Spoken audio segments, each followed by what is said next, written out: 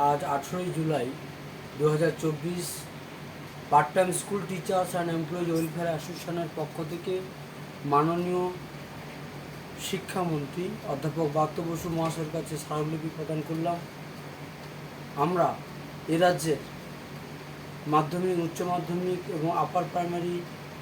বিদ্যালয়গুলোতে দীর্ঘদিন ধরে কাজ করছি। সেই 2011 সাল থেকে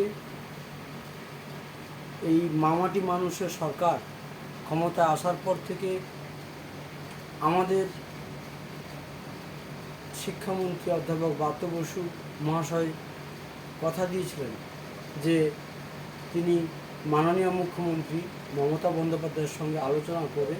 এ রাজ্যের সমস্ত অস্থায়ী যারা এতদিন ধরে বিদ্যালয়ে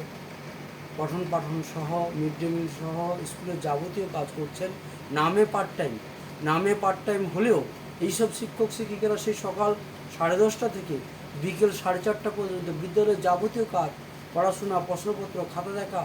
এমনকি হায়ার সেকেন্ডারি বোর্ডের খাতা দেখা, এক্সামিনার স্কুটনি করা থেকে সমস্ত কাজ করছেন। কিন্তু আমরা দুঃখের সঙ্গে লক্ষ্য করছি